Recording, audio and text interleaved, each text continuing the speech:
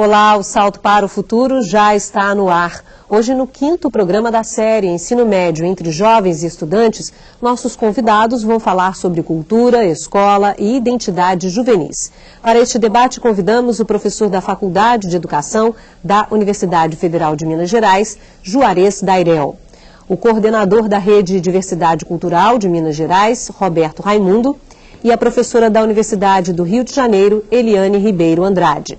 Saiba agora como você também pode participar do Salto para o Futuro. Será que os jovens são levados a sério? Quais são os modos de ser jovem? E afinal, qual é a cara da juventude brasileira? Na reportagem vamos ver que são muitas as expressões da cultura jovem e diversas as suas influências na nossa sociedade. Cultura para mim é mix de estilos. É uma coisa independente de lugar, de tempo, sabe? Perdura assim para sempre, mas é tradição também. É todo tipo de conhecimento. Um estilo particular de se vestir, pontos de encontro preferidos. É assim das mais variadas maneiras que jovens de diferentes grupos buscam afirmar suas identidades. Apesar de tanta diversidade de modos e estilos de ser jovem, na maioria das vezes, eles ainda são vistos de maneira estereotipada. Cada jovem tem a sua marca, cada tribo tem uma característica diferente. E nem cada tribo, cada pessoa mesmo, né? Tem jovens que, fumam maconha ou usam drogas só pra aparecer e no final nem gostam disso, fazem só pela moda, porque os outros fazem. A ideia de ver os jovens como se fossem todos iguais contribui para uma visão deturpada da realidade. Na verdade, a juventude é formada por várias juventudes. E é essa diversidade que forma a cultura jovem, ou... Várias culturas jovens, várias tribos, como as pessoas gostam de chamar. Existem várias atitudes, várias expressões, vários sentimentos, tanto na música quanto na maneira de se vestir. Cultura jovem hoje em dia é até a mais, conhecida de todas, né? Porque os jovens hoje em dia no Brasil é o que dominam, o que prevalece, é o que tem mais poder. Eles têm a mesma faixa etária, gostam de andar em grupos, mas se diferenciam em suas atitudes e preferências, como, por exemplo, na identificação com as diversas expressões artísticas. O grafite os negros se expressam, cada um tem uma forma de se expressar, né?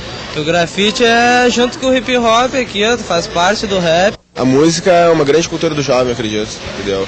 Sempre lançando talentos novos e o jovem corre atrás, entendeu? Mas muitas vezes, gostos e identidades coincidem.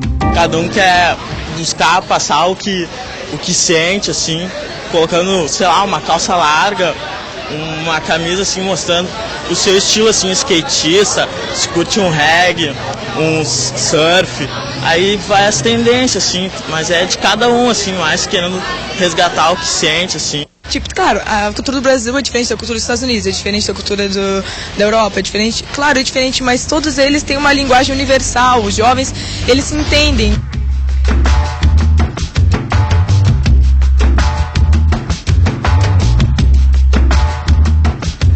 Bom, primeiro eu quero agradecer a presença de vocês hoje, no programa de hoje. Começar pelo professor Juarez. A gente tem a temática de hoje, cultura, escola e identidade juvenis.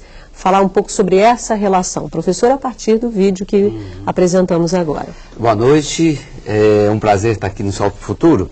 O vídeo foi muito significativo, acho que expressa bem essa é uma nova emergência da juventude na sociedade brasileira, principalmente na década de 90 para cá, que é através das suas diferentes expressões culturais. Ou seja, acho que ficou muito evidente na fala dos jovens de como que existem formas próprias de expressão, não é? Através de agregações, então os jovens se reúnem em grupos que constroem identidades próprias, não é? E que se constituem como referências na construção de si mesmos, né? de autoimagem e da sua relação com o mundo, não é? E é muito significativo a gente constatar a diversidade existente, não é? A gente vê o hip hop, a gente vê o funk, a gente vê diferentes formas de expressão, teatro, e que todas elas constituem como um elemento de agregação, não é? E nessa perspectiva, a escola tem que estar muito atenta, porque é uma forma de você estar conseguindo dialogar com o jovem através dessa cultura juvenil que está sendo construída. Raimundo, a mesma questão para você, a relação da cultura, escola, identidade na sua visão, a partir desse vídeo também que apresentamos. Né? O vídeo é interessante porque ele traz certos valores de uma juventude que está aí, está construindo, está tentando buscar o seu espaço, que isso eu acho bastante válido. O jovem está tentando buscar seu espaço, tentando se colocar perante de uma sociedade consumidora, e os valores são outros, né? Nós estamos buscando outros valores que não é da década de 70, nem da década de 60, nós estamos buscando outras formas de se expressar, né? A gente se expressava através da militância política, hoje eles estão se expressando através do grafite, foi dito, através do funk, através do jeito de se vestir.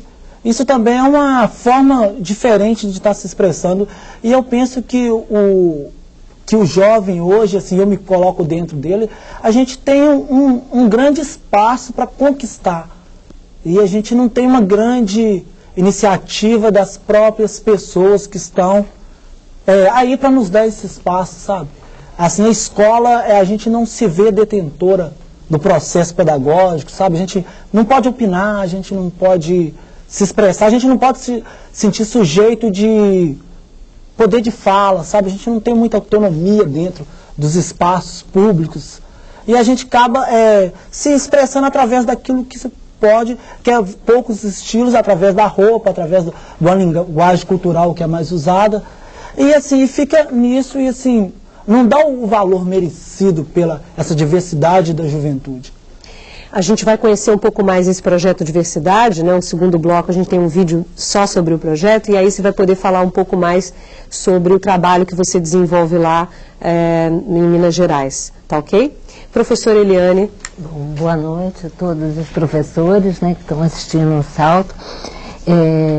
Eu acho que é importante nessa discussão sobre cultura, escola e juventude, entender que esses novos espaços, né, como o Juarez falou, esses novos espaços culturais juvenis, eles vêm funcionando como organizadores dos anseios e das necessidades da juventude, ou seja, funcionando como espaços de diálogo, de troca, de aproximação e de aprendizagem.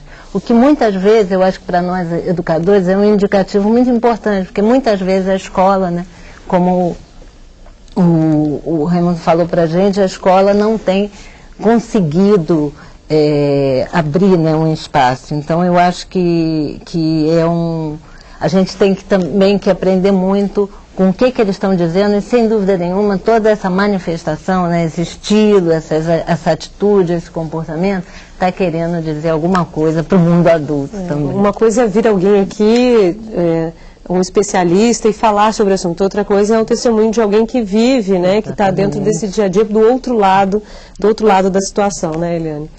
Aqui a gente tem agora a participação da Maria José, direto do Maranhão. Oi, Maria José. Oi, Bárbara, boa noite especialistas.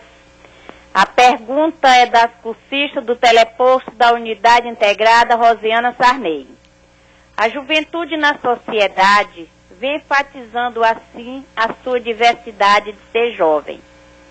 Como podemos trabalhar com esses jovens dentro do mundo deles, seu jeito de ser, suas rebeldias e, acima de tudo, a sua participação nas tarefas da sociedade? Boa noite e obrigada. Professor Juarez, o senhor toca no texto que consta do boletim que o senhor escreveu, dessa falta de espaços para que o jovem possa se manifestar, né? E aí a Maria José traz a preocupação dela, como fazer para atrair. É abrir esse espaço e deixar com que o jovem se manifeste, como dizia o Roberto já no começo do bloco? Eu acho que é importante a gente ter claro de que cultura juvenil é a cultura dos jovens e não cultura dos professores. Então acho que a gente tem que tomar muito cuidado nessa discussão de deixar evidente o espaço que é o espaço juvenil, não é? A questão é como que o mundo adulto, e no caso a escola, pode lidar na perspectiva de criar condições para incentivar essa produção cultural juvenil. Não é? Eu acho que o grande desafio que está posto para a escola não é apropriar da cultura juvenil, é criar espaços de diálogo. Primeiro, reconhecer o jovem como um sujeito sociocultural que pensa, que tem suas ideias e que tem suas formas de expressão própria, não é criança, né? Ou seja, é um interlocutor com quem eu vou estar discutindo na perspectiva de estar construindo projetos conjuntos, não é? Um segundo aspecto é criar espaços, né? E aí eu acho que a escola se a gente pensa um pouco em termos de perspectiva nas nossas periferias, onde na grande parte das periferias, o único espaço público é a escola, não é? É pensar na escola como um espaço físico, aberto, onde os jovens possam se encontrar, onde os jovens possam ter acesso aos equipamentos, não é? Vídeo, som, onde possam estar ocupando as salas nos finais de semana para produção de teatro, entende? Assim, no sentido de o mundo adulto, especificamente a escola, eu acho que tem a função de criar meios e condições para possibilitar que os jovens participem mais, não é? A gente já tem perguntas que estão com a Mônica, não é, Mônica? A pergunta é da Cisene Narciso, da TV Escola de Anápolis, em Goiás. Diz que Paulo Freire afirma que a tarefa pedagógica da escola é ampliar nos jovens alunos a sua condição de humanos. Diante dessa afirmação, a escola precisa definir a sua função e seu objetivo para com os jovens. Ela gostaria que vocês comentassem um pouco sobre isso, apontando possíveis caminhos. Roberto, eu queria ouvir de você. Você já se mostrou um pouco ressentida, não sei se é essa a palavra, mas com essa falta de abertura da escola para a cultura juvenil. Como é que você veria o outro lado agora? O que a escola precisa fazer para abrir essas suas portas? Eu vejo assim que falta uma confiança no jovem muito grande, sabe? Eu tenho uma relação muito boa com todas as escolas que eu tenho trabalhado, e principalmente as escolas da minha comunidade. Mas eu vejo que os outros jovens, a escola não vê ele como um sujeito que ele pode estar criando o seu próprio espaço dentro da escola, sabe? Por quê? O que você acha que acontece? Eu acho que uma grande falta é o diálogo, que assim, é muito reduzido o tempo que os professores, os diretores ficam na escola. E normalmente esses professores não moram na comunidade. Entendeu? E aí ele vai, trabalha 4 horas e vai embora e não tem o tempo de estar conhecendo esse aluno próximo dele, entendeu? Aí o que eu me consigo perceber? Que muitas das vezes os alunos têm um projeto legal para apresentar para a escola. Aí a escola, assim, principalmente quem mora na região mais grande, né, nas grandes metrópoles, o bairro é muito violento, a cidade é muito violenta, e assim, a escola tem medo de abrir a escola para o aluno por medo de coisas pequenas, por exemplo, pinchação, depredação, e tem medo de fazer uma gestão democrática. Eu acho que a gente tem que pensar em gestão democrática dentro da escola. Por exemplo, eu vejo que dentro da nossa comunidade, certos jovens que vai pedir o espaço público da escola não conseguem. Então eles recorrem até a rádio, até nós, para pedir o espaço da escola para eles, em nome deles. E aí eu vejo que falta uma falta de confiança entre ambas as partes. E aí fica aquele jogo de empurro. Quem que é ele? Eu posso contar com ele? Acaba não conhecendo o sujeito, conhece o traje. E se for jogar pelo jeito que o cara se veste, pelo jeito que ele fala. E aí, assim, por exemplo, na nossa comunidade, assim, todo mundo usa calça larga, trans, cabelo black, e assim, fala gira de montão. E assim, e o professor que não está acostumado com trabalhar com esse jovem, se assusta de primeira vez. Então, a gente tem até conversado com os jovens da nossa comunidade, quando a gente for chegar na escola, for conversar com o diretor, for conversar com uma pessoa assim, do poder público, a gente tem uma figura de linguagem diferente. A gente já está começando a enfatizar isso muito lá na nossa comunidade. Tá certo. É algo que a escola precisa discutir muito, então, né? O estereótipo do que é alguém vestido, né? O comportamento, alguém como se veste, o que é se vestir melhor ou não, né? Eu sei que o senhor quer comentar, professor Juarez, a gente tem o Valdemir aguardando um tempinho, eu chamo ele e a gente continua o debate, tá bom? Oi, Valdemir. Oi, alô, boa noite. Eu sou o Valdemir de Souza Barros, do telecursista do Teleposto Centro de Ensino Médio, professora Antonina Milhome, Araguatinhos, Tocantins. Todas as vezes que falamos sobre Juventude, Escolas e Identidade Juvenil, temos a tarefa de estar desvendando o que é cultura no mundo da juventude atual, para ele estar se aperfeiçoando ao modo de vida ao qual está vivendo, nas classes média, alta e baixa. Gostaria que os nossos convidados comentassem esse tópico, por favor. Boa noite, muito obrigado. Obrigada, professor Valdemir, aí do Tocantins. Vocês também participaram bem dessa série. Obrigada, viu? A Eliane, a gente pode continuar também na linha que já estávamos, que apontava aí o Roberto, né? Eu acho que a base, né, dessa discussão, como a professora que falou anteriormente, né, ela citou Paulo Freire, eu acho que a base dessa discussão está em qual é o centro, que educação que você está pensando, né? Se o centro desse processo educacional é o sujeito, né, o jovem, a gente tem que considerar, não é uma questão secundária, é uma questão prioritária, né? Se a gente pensar que o processo educativo não existe por si só, mas existe porque existem pessoas, e quem são essas pessoas que estão lá, né, para vivenciar esse processo. Então eu acho que isso é a primeira coisa importante, né?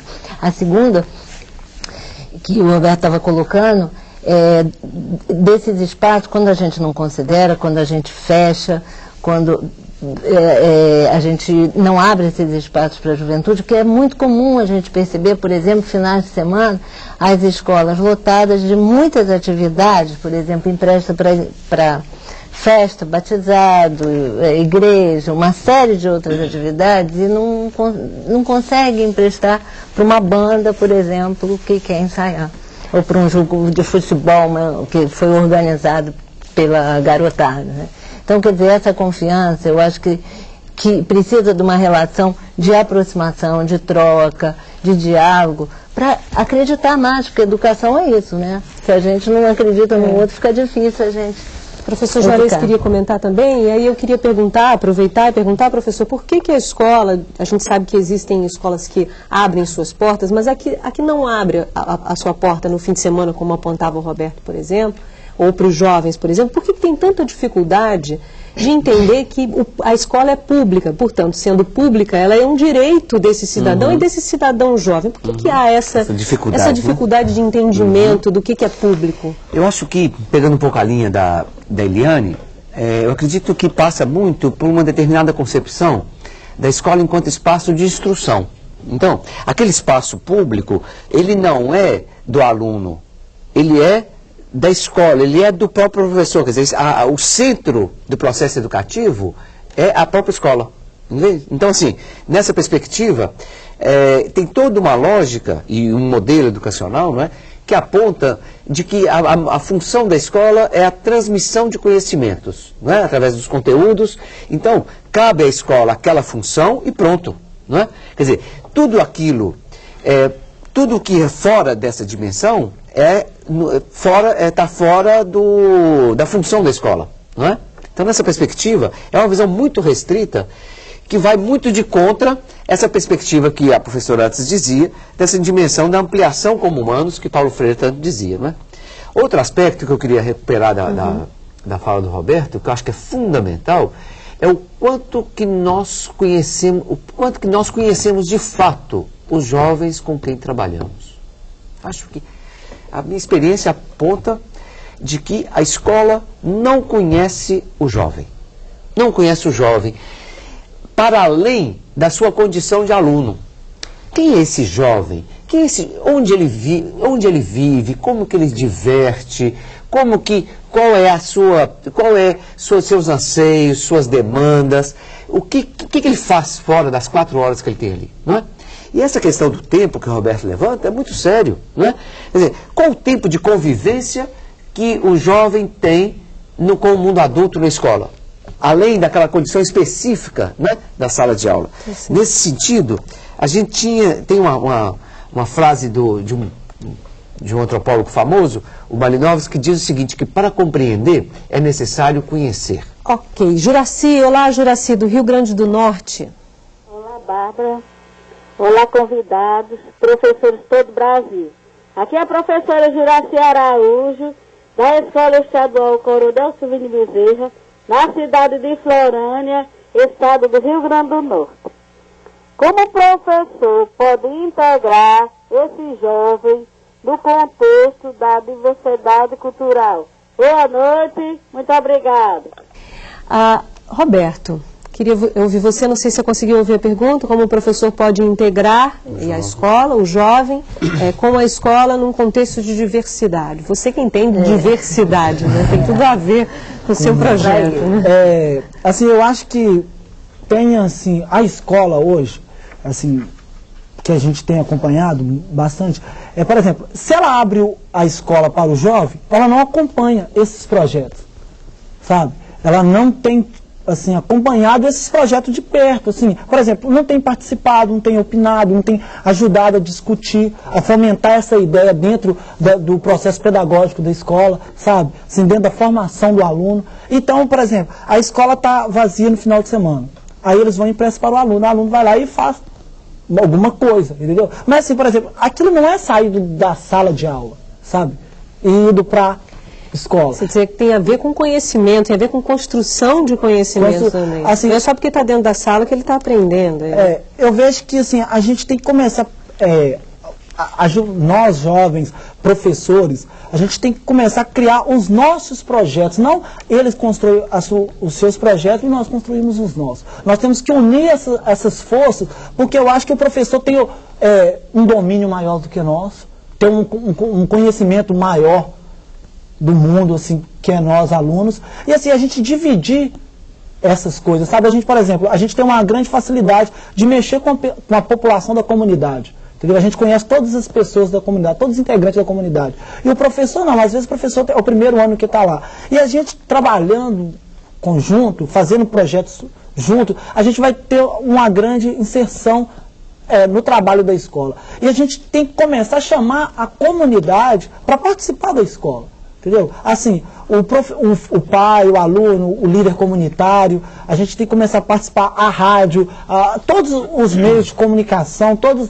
os meios de grupos culturais, a gente tem que chamar eles para participar da escola. Eu vejo que isso é o melhor caminho. Tá certo. Bom, nós vamos fazer um rápido intervalo, voltamos em instantes. Na região metropolitana de Belo Horizonte, uma banda e uma rádio comunitária fazem parte de uma rede que tem como objetivo a promoção de ações culturais. É a Rede Diversidade de Agentes Culturais Juvenis. Veja a reportagem. Aglomerado Serra, Belo Horizonte. Aqui, uma banda com um nome inusitado prova que quem acha que rock e morro não combinam está enganado. Dentro dele mora um anjo que roubou meu coração.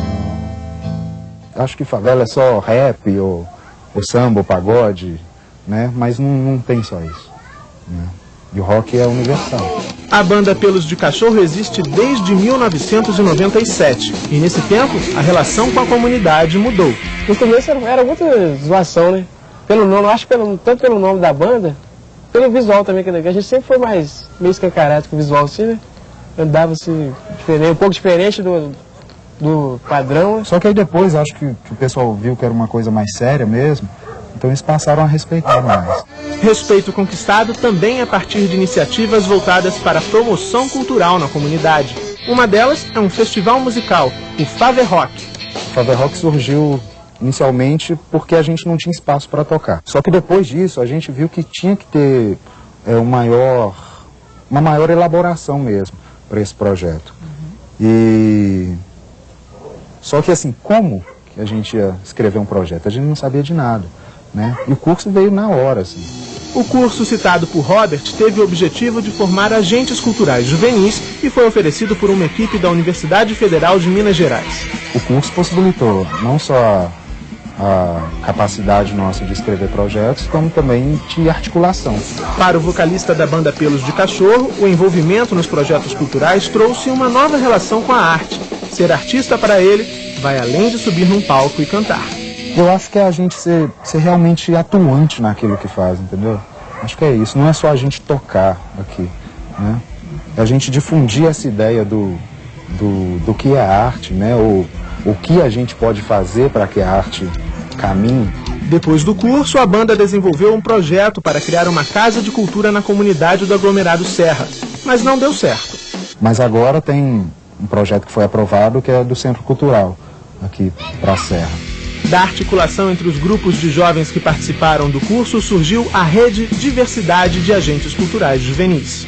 O Diversidade Cultural é uma rede de agentes cultural juvenil, onde tem 40 jovens que moram nas 9 regionais de Belo Horizonte, 3 cidades, Betim, Ibirité e Contagem. Cada um desenvolve um trabalho comunitário dentro da sua comunidade.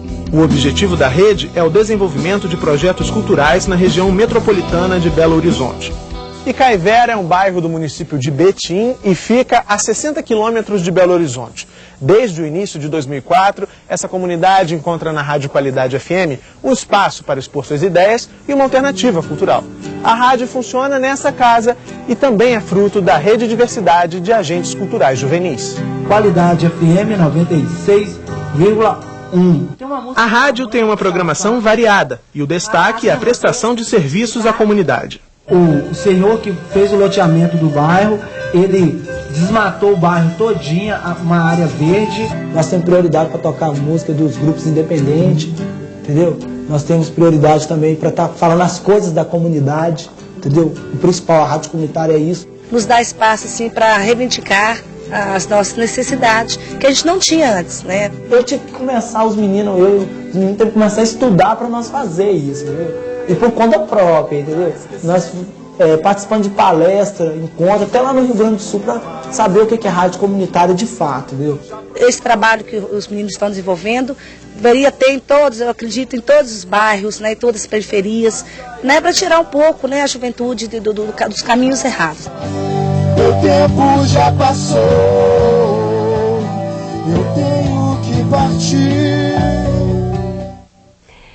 Roberto, a gente agora sim pôde conhecer um pouco mais do projeto, do que você desenvolve lá na rádio. Queria saber de você, como é que você conseguiu montar essa rádio, que tipo de apoio você teve e por que uma rádio? O que te atraiu, esse veículo de comunicação te atraiu?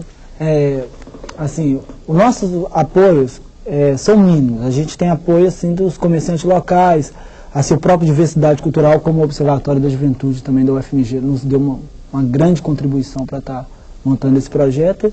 E assim, o projeto mesmo, a rádio, os equipamentos delas não são muito caros, são tudo equipamentos baratos, entendeu? A rádio ficou bem barato, o trabalho dela. O que ela mais precisa é de mão de obra, de pessoa, recursos humanos. E isso a gente tem de sobra no bairro, a gente tem recursos humanos que a gente tem sobrando, entendeu? Para fazer a rádio acontecer. E o que fez nós colocar a rádio comunitária no ar foi a falta de comunicação que a gente tinha na nossa comunidade, né? Que a gente pesquisou todos os meios de comunicação, o mais barato é a rádio comunitária. Jornal, qualquer outro meio de comunicação, a rádio é o mais barato. A gente não tem um gasto de R$200 por mês com a rádio. E tem um alcance maior, né? A gente fala para 32 mil pessoas, né? Só na rádio ela tem 25 watts de potência, o que é liberado pela Anatel. E é você e mais quem? Eu e mais uns 30 ou 40 pessoas. Todos da comunidade? Todas as pessoas são da comunidade, são líderes comunitários, esportistas, pessoas da Igreja Católica. Tem um programa escolar também, tem um programa escolar que a gente já tem vários dias que ele está, toda quinta-feira a gente tem um programa escolar que discute as coisas da escola. Também tem um programa do posto de saúde, tem um programa do esporte amador. Tem várias, a programação é muito desmistificada, sabe assim. E a gente tenta colocar na rádio todas as coisas da comunidade em evidência e tentamos discutir e trazer algumas soluções, sabe. Quem discute o projeto escolar? O programa escolar? O programa escolar, quem faz o programa escolar são os alunos da própria escola, com a direção da direção da escola, os professores, os alunos, que a gente levamos a proposta, porque dentro do projeto tem, assim, que a gente ia fazer um programa escolar. E assim, no começo está sendo toda quinta-feira. Olha aí o exemplo de como a escola pode se aproximar. E a gente pretende colocar o programa a semana toda e a gente está colocando umas outras escolas da comunidade também que já procuraram a direção da rádio para estar fazendo o programa também. E assim, a gente vê que os alunos, eles têm vontade de estar fazendo algo. E principalmente assim, esse programa que eu acompanho de perto, porque eu ajudo a produzir esse programa, os alunos têm vontade de fazer algo diferente. Esse que é o tchan da coisa. Então você conseguiu aproximar aí, uma aproximação, um belo exemplo de aproximação da escola com a comunidade, né? Agora a gente tem a participação da Maerlene, do Tocantins. Olá. Olá, sou Maerlene, falo do teleposto do Colégio Estadual Vereador Pedro Xavier Teixeira. O questionamento do professor Pereira. O aprendizado coletivo desempenha papel fundamental no processo de amadurecimento pessoal, na definição profissional, na elaboração das opiniões políticas e modo de ver o mundo do jovem no processo de democratização. Pergunto, que tipo de espaço escolar se espera na atualidade diante de uma comunidade que não é democrática na participação escolar? Boa noite e obrigada. Obrigada, Maerlene, também. Muito obrigada pela sua participação ao longo de toda essa série. Obrigada mesmo. Eliane. Bom, eu acho que a escola, primeiro que a gente tem que pensar é que a escola ela não é uma abstração, né? Não é uma coisa. A escola somos nós. São os educadores do teleposto, somos nós aqui, são os alunos, os funcionários, a comunidade, os pais. Então, quer dizer, o que é democrático, né? O que a gente pode, quando a gente fala, né, da democratização, da participação de todos, é nós termos também uma atitude, aprender aí com as manifestações culturais juvenis, né? Também a gente tem uma atitude de propor, de estar buscando, de estar apoiando. Eu acho que a fala dele é muito significativa para a gente quando ele diz: a gente tem muito pouco apoio. Ou seja, eu acho que o mundo adulto ele pode apoiar muito, né? Porque a gente sabe como é importante, né? Do ponto de vista das políticas públicas, das secretarias de educação, dos governos, darem um suporte. Tantas escolas que têm alguma coisa de rádio, por exemplo, que não consegue ir além, ou seja, a gente precisa sim, a gente precisa de estímulo e apoio. Então eu acho que essa participação é uma participação que depende também, né, de nós todos, né? E eu acho que os professores eles têm um papel fundamental, porque os jovens confiam muito nos professores, né? As pesquisas têm mostrado que os jovens, eles sempre citam a família, né, como de muita confiança, e depois eles citam os professores. A gente sabe o peso que o professor tem no dia a dia, no cotidiano, como é que eles estão sempre ali querendo conversar com o professor, contar um pouco da sua vida, dos seus problemas, dos seus sucessos. E às vezes quando a gente torna esse jovem invisível, eu acho que isso dá muito problema para a escola, né? E quando a gente não torna, quando a gente, né, constrói essa visibilidade, a gente traz isso para dentro do cotidiano da escola, né? Como o Juarez estava falando, ou seja, tudo que a gente puder apoiar e fortalecer, está repercutindo para o dia a dia da escola, para as relações dentro da escola, melhores, mais solidárias, mais humanas. Tá certo. A Marilene de Goiás vai fazer a pergunta agora. Olá, Marilene. Olá, boa noite a todos da mesa. Sou Marilene, supervisora de Um Salto para o Futuro do teleposto de Aciara, Goiás. A pergunta é o seguinte: lidar com os jovens é um desafio. E sabemos que não tem receita pronta. O que fazer para as escolas repensar seus currículos e valorizar mais o humano, possibilitando a expressão autônoma das culturas juvenis? Obrigada, boa noite. Professor Juarez. Então, Marilene, acho que você levanta uma questão que é fundamental, não é? E eu fico me perguntando, a gente estava discutindo aqui antes, de como que a cultura juvenil, ela é juvenil, não é? Quer dizer, não é a cultura do mundo adulto. Então, como que é importante esse diálogo, não é? E o Roberto estava narrando de como que nos projetos de final de semana a escola não vem acompanhando, não é? Então, termina havendo uma certa, mesmo nas escolas que abrem final de semana, que abrem espaços para os jovens participarem, fica havendo uma certa dicotomia, né? aquilo que é extra-classe, aquilo que acontece no final de semana, e outra são os currículos. Então, assim, os currículos ainda tendem a continuar fechados, né? Ainda muito estruturados, com uma certa distância da realidade, e muitas vezes acontecendo uma efervescência de situações e eventos e projetos acontecendo nos finais de semana, mas que não impactam, né? Não impactam o currículo concretamente, né? Acho que o grande desafio é como que podemos repensar as práticas educativas e repensar a dimensão do conhecimento na perspectiva dos sujeitos. Acho que esse é um grande desafio que está posto. Sei que não é fácil, é algo que como você mesmo falou, não tem receita, né? Mas eu acho que a aposta que eu faço é na perspectiva de, num diálogo mais próximo com a realidade desses jovens, né? Num diálogo direto com esses sujeitos, a gente repensar os conteúdos na perspectiva dessa realidade que eles nos trazem, né? Então, concretamente, se a gente vai pensar tanto no português, na geografia, na história, a pergunta é como fazer com que o conhecimento, esse conhecimento específico, ele contribua para que o jovem se conheça mais, conheça mais o mundo onde ele se insira, né? E contribua, de fato, para as demandas que ele vivencia nessa fase da vida. Por exemplo, a construção da identidade, né? Ou seja, como que a gente pode fazer com que o conhecimento ele venha contribuir para que, uma professora anteriormente já tinha falado, né? Para que esses jovens se constitua mais amplamente como humanos, né?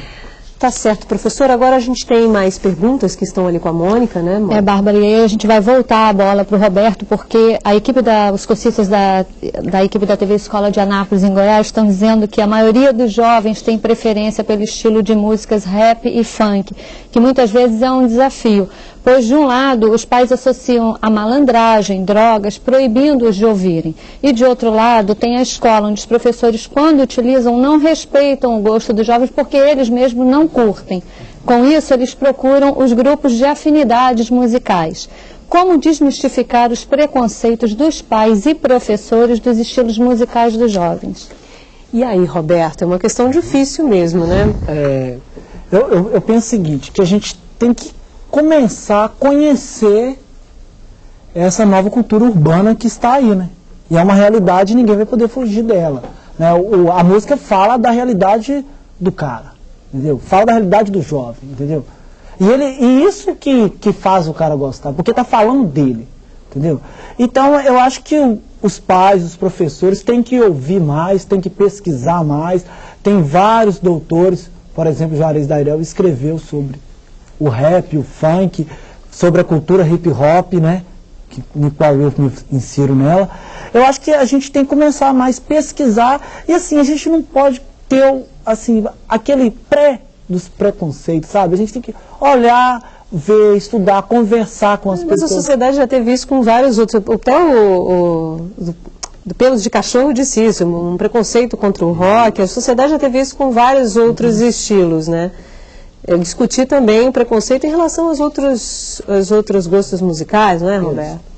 Eu acho que eu acho que os professores, eles têm que estar abertos para o que é novo, o que é diferente, sabe? Porque às vezes o que é diferente incomoda muito, sabe?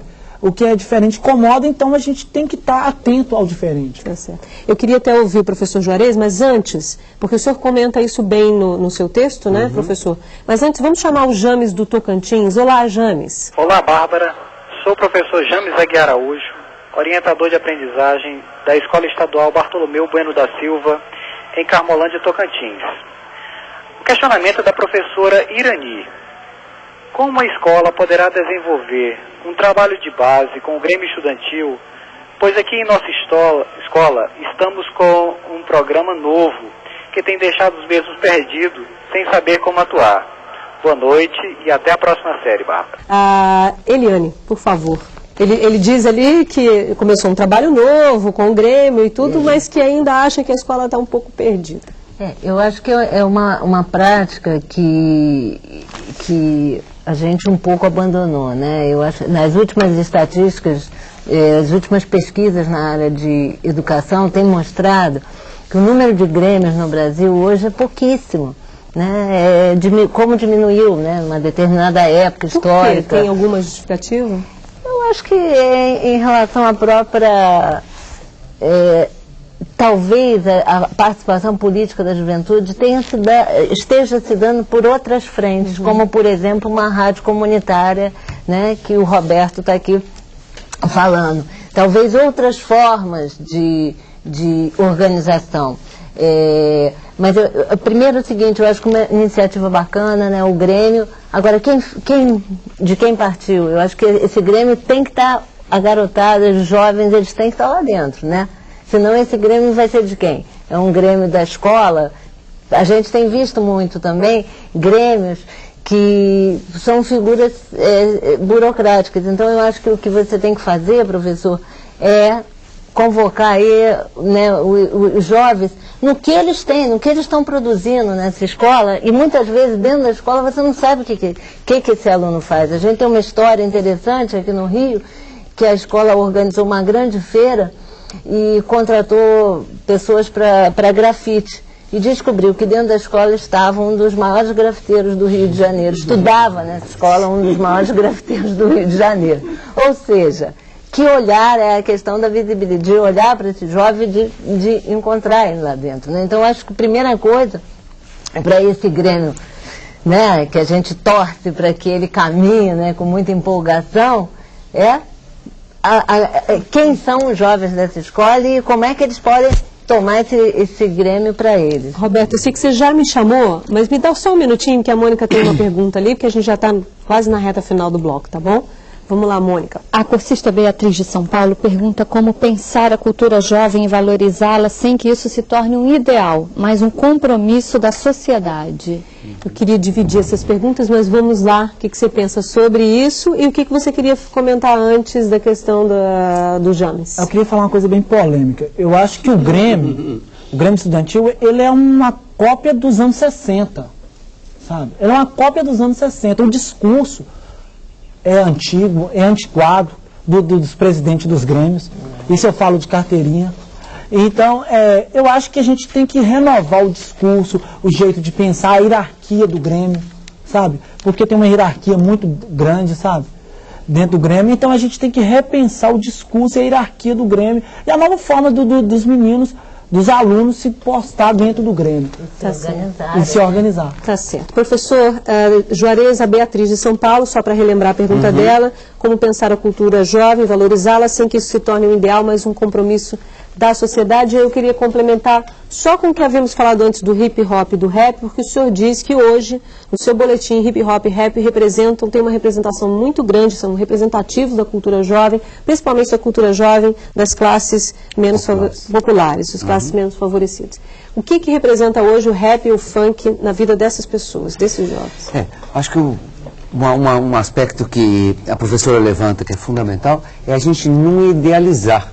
Eu estou entendendo o que ela está dizendo nessa perspectiva, ou seja, as culturas juvenis existem, agora elas existem nas contradições, não é, postas pela própria sociedade. Quer dizer, não existe nenhuma idealização, a gente não pode então idealizar no sentido de que sair de um extremo oposto, não é, de uma total negação, para uma total incentivo a crítico. Não é? Acho que o nosso papel como educadores é criar espaços onde os jovens aprendam a conviver em grupo, aperfeiçoem a sua capacidade, né, e da sociabilidade humana. Né? Ou seja, aprenda a conviver, a trabalhar com as diferenças, a conviver com conflitos. E isso a gente aprende em grupo. Ou seja, a participação, né, seja no Grêmio, seja num grupo cultural, seja num grupo de teatro, ela tem a dimensão educativa dela está na aprendizagem que ela possibilita enquanto espaço de participação. Isso é importante. Né? Então, nesse sentido, por exemplo, o que o Roberto estava dizendo, a gente tem que estar atento, porque o Grêmio é importante enquanto um espaço de participação.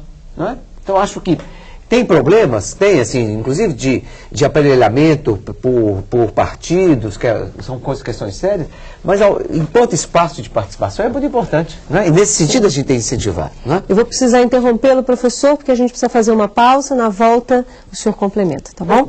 Hora de fazer uma pausa e depois do intervalo, nossos convidados fazem as suas considerações finais sobre o encontro de hoje. Até já.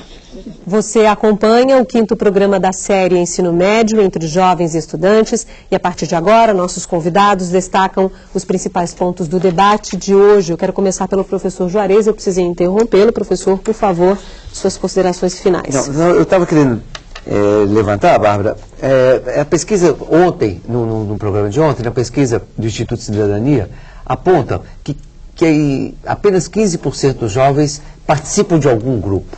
Mas de 60% a 80% gostariam de participar de diferentes tipos de grupos. Ou seja, o que tem uma demanda, existe uma demanda em potencial e a escola tem de suprir essa demanda, de criar espaços e estímulos para a participação. Por quê? Por que a importância desse grupo? Porque cada um de nós, o jovem se constitui, cada um de nós como humanos, se constitui através das experiências que vivencia. E as experiências coletivas vivenciadas nesses espaços culturais são fundamentais na construção das identidades positivas. Numa sociedade, se a gente pensa da grande maioria dos nossos jovens de periferia, vivendo em condições degradantes no seu cotidiano, é fundamental criar espaços de afirmação de identidades positivas. Nessa perspectiva, o rap e o funk, né, como exemplo de expressões culturais, são fundamentais e eu deixaria o Roberto falar desses grupos. Já que ele passou a bola, pode ir, Roberto. Assim, rapidamente falando sobre o hip hop, eu penso que a linha filosófica do hip hop, no qual eu estou nele, é liberdade, conhecimento contra essa violência, essa opressão que nós estamos aí, certo? Seria essa a linha chave do hip hop. Então, tanto nas suas linguagens, grafite, rap, DJ, break. Isso é hip hop.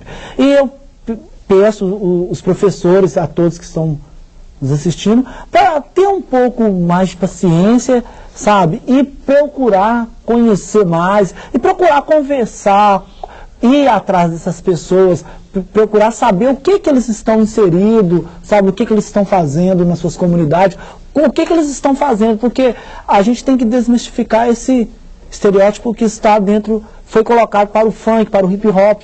Então a gente tem que começar a mudar esse patamar. E também, eu acho que é isso que eu queria falar sobre o hip hop, e também eu queria estar agradecendo o pessoal do Nordeste que ligou em peso para cá, né? Fez o programa estar mais dinâmico, eu queria estar agradecendo o pessoal de lá. Obrigada. Eliane.